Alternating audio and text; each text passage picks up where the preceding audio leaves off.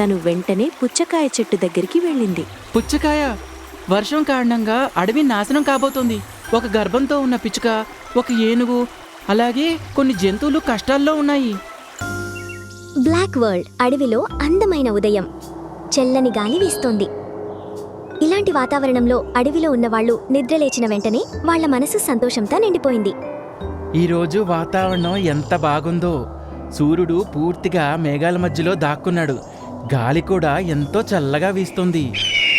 ఇంతలోనే అక్కడికి గోల్డీ గ్రద్ద వచ్చింది.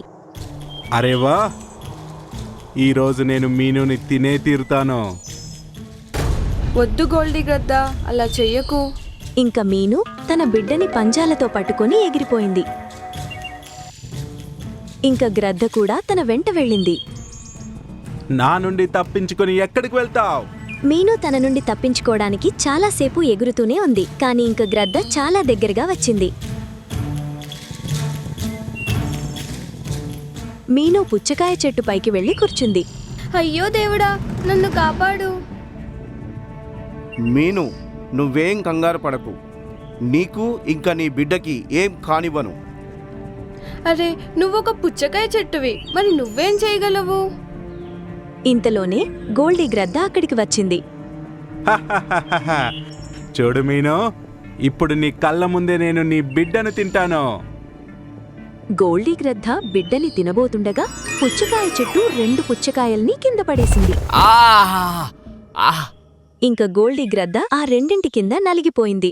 అరే, ఇవెక్కడి నుంచి వచ్చాయి? అప్పుడే ఏమైంది చూడు, ఇంకా క్లైమాక్స్ మిగిలింది. అప్పుడే ఆ పుచ్చకాయల నుండి ఎలక్ట్రిక్ కరెంట్ వచ్చి గ్రద్దకి షాక్ ఇవ్వడం మొదలుపెట్టాయి. ఓరి నాయనో, ఇంత ఎక్కువ షాక్ తగులుతోంది. గ్రద్ద గాల్లోకి ఎగిరి అక్కడ్నుండి పారిపోయింది. పుచ్చకాయ చెట్టు, నీకిన్ని శక్తులు ఎక్కడి నుంచి వచ్చాయి? అది నేను నీకు చెప్పలేను మీను, కానీ నాకు సంతోషంగా ఉంది. ఇక నుండి నేను నా అడవిలో ఉన్న వాళ్ళకి కష్టం వచ్చినప్పుడు సహాయం చేయగలను. ఇంతలోనే మిగతా పక్షులు కూడా అక్కడికి వచ్చాయి. వాళ్లకి మీను జరిగిందంతా చెప్పింది. అది విని వాళ్ళు చాలా సంతోషించారు.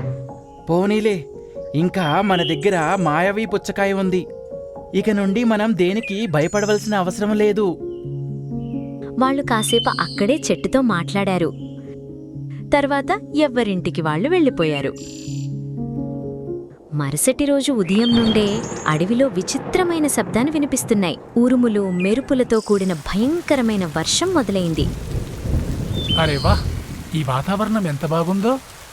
పక్షులన్నీ తమ తమ ఇళ్లల్లో కూర్చొని బయటి దృశ్యం చూస్తున్నాయి. అందరూ చాలా ఎంజాయ్ చేస్తున్నారు. కానీ వర్షం కొన్ని గంటల తరబడి పడటంతో అందరికీ కంగారు మొదలైంది. అయ్యో, ఇప్పుడు అడవిలో నీళ్లు కూడా నిండిపోతున్నాయి. ఈ వర్షం ఎందుకు ఆగడం లేదు? ఇంతలోనే టీను ఇంకా మీను ఇల్లు గాలికి కింద పడి నీళ్లలో కొట్టుకుపోతుంది. అరే, ఎవరైనా మమ్మల్ని కాపాడండి.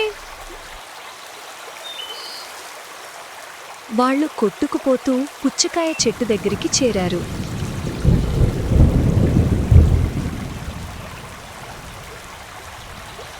వాళ్ల ఇల్లు ఇంకా పూర్తిగా మునగబోతుంది. అప్పుడే భయపడకండి, నేను మిమ్మల్ని కాపాడతాను. పుచ్చకాయ చెట్టు మ్యాజిక్ చేసింది. అప్పుడు వాళ్ల కోసం 2 పుచ్చకాయ ఇళ్ళు చెట్టు మీద ప్రత్యక్షమై నీళ్లలో తేలడం మొదలుపెట్టాయి. వెంటనే ఆ ఇంటిలోకి వెళ్ళండి. ఇద్దరూ సంతోషంగా పుచ్చకాయ ఇంటి లోపలికి వెళ్ళాయి. వావ్, ఈ ఇల్లు చాలా అందంగా ఉంది, అలాగే సౌకర్యంగా కూడా ఉంది. వాళ్ళని చూసి చెట్టుకి చాలా సంతోషం కలిగింది.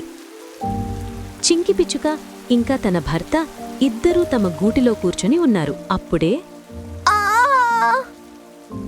ఏమైంది చింకీ? చూడండి, నా కడుపులో చాలా నొప్పిగా ఉంది. చూస్తుంటే నేను గుడ్డుకి జన్మనిస్తాననిపిస్తుంది. చింకీ, నువ్వు ప్రశాంతంగా ఉండు. ఒకే చోట్ల కూర్చుని ఉండు, అంతా సవ్యంగా జరుగుతుంది. అప్పుడే పెద్ద గాలి రావడంతో ఇద్దరూ గూటితో పాటు నీళ్లలో పడ్డారు.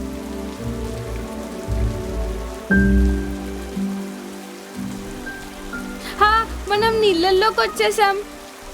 చింకీ నువ్వు ఎగరడానికి ప్రయత్నించు. ఒకవేళ గూట్లో నీళ్లు నిండితే మనం ఇరుక్కుపోతాము. లేదండి, నేను ఎగరలేను. అప్పుడే రాము ఏనుగు కూడా వర్షం నుండి తప్పించుకొని పరిగెడుతున్నాడు. నీళ్లు తన నడుము వరకు వచ్చాయి. అప్పుడే తన కాళ్ళు ఒక గుంతలో ఇరుక్కుపోయాయి. ఆ నా కాళ్ళు, ఎవరైనా నన్ను బయటకు లాగండి. అతని అరుపులు విని కొన్ని పక్షులు ఇంకా జంతువులు అక్కడికి చేరుకున్నాయి. ఏమైంది రాము ఏనుగు? నా కాళ్ళు నీళ్ళల్లో ఇరుక్కుపోయాయి. బయటకి ఎలా రావాలో అర్థం కావటం లేదు. రాము ఏనుగు, మేము కూడా నీళ్ళ లోపలికి వెళ్ళలేము. నువ్వు కొంచెం ప్రయత్నించు. ఇంతలోనే ఒక అల వచ్చి జింక, చిరుతపులి, జీబ్రా అందరినీ తీసుకెళ్ళింది.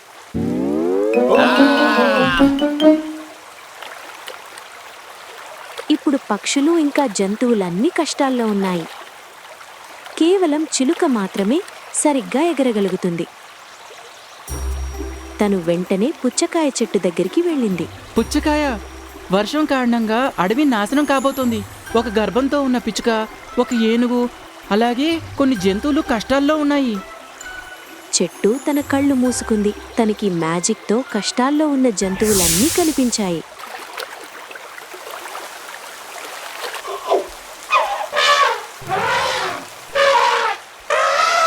అయ్యో దేవుడా, ఇది చాలా పెద్ద సమస్య.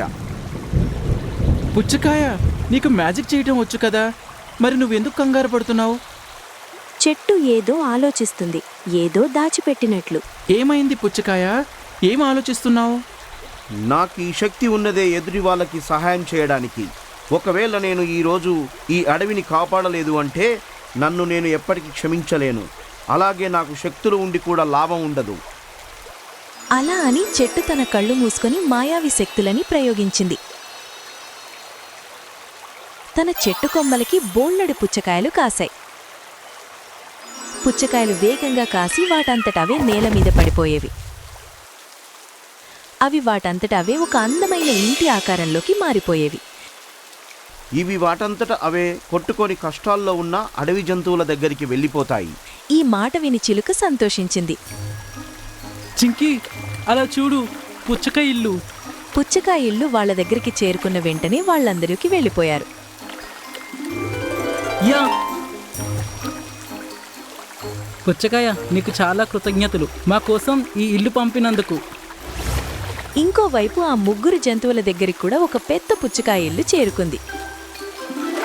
అవి కూడా అందులోకి వెళ్ళిపోయాయి. ఇంకోవైపు చెట్టు మీద ఇంకా పుచ్చకాయలు కాస్తూనే ఉన్నాయి, కానీ అది బలహీనంగా మారుతూ పోతుంది. అరే పుచ్చకాయ, నీ ఆకులన్నీ రాలిపోతున్నాయి, ఇంకా కొమ్మలు కూడా బలహీనంగా అవుతున్నాయి.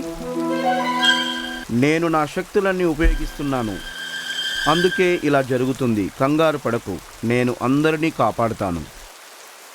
చెట్టు పుచ్చకాయలు కాయించడం కొనసాగించింది. అలాగే అడవి మొత్తం పుచ్చకాయ చెట్టు వ్యాపించింది. ఇంకా పక్షులు ఇంకా జంతువులన్నీ క్షేమంగా పుచ్చకాయ ఇంట్లో ఉన్నాయి. ఇంకోవైపు చెట్టు పరిస్థితి దారుణంగా ఉంది.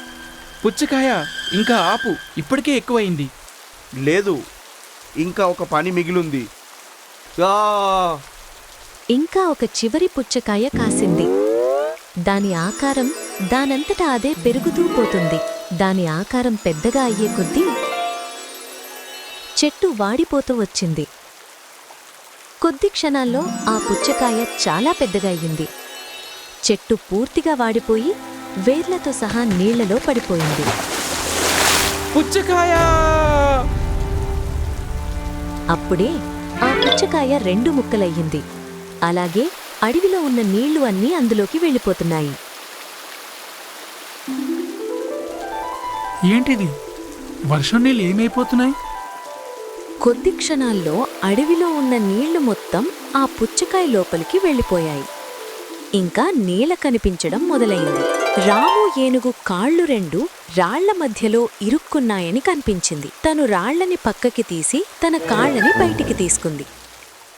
4 దిక్కులా ప్రశాంతంగా ఉంది. ఇంకా వర్షం ఆగిపోయింది. ఆ ఇళ్లన్నీ వాటి అంతటా అవే ఆ పుచ్చకాయ చెట్టు ఉన్న చోట జమయ్యాయి. ఇప్పుడక్కడ కేవలం ఒక గుంత మాత్రమే కనిపిస్తుంది. అడవిలో ఉన్న వాళ్ళందరూ దాన్ని చూస్తున్నారు. మన ప్రాణాలు కాపాడటానికి పుచ్చకాయ చెట్టు తన ప్రాణాలనే కోల్పోయింది. నిజమే, నేను బ్రతికానని ఎంత ఆనందంగా ఉందో, పుచ్చకాయ చెట్టు చనిపోయినందుకు అంతే బాధగా ఉంది. అడవిలో ఉన్న వాళ్ల కళ్లలో నీళ్లు తిరిగాయి. ఎవరైతే అడవిని కాపాడటానికి తన ప్రాణాలు కోల్పోయిందో జంతువులన్నీ ఆ గొప్ప చెట్టు గురించి తలుచుకున్నాయి.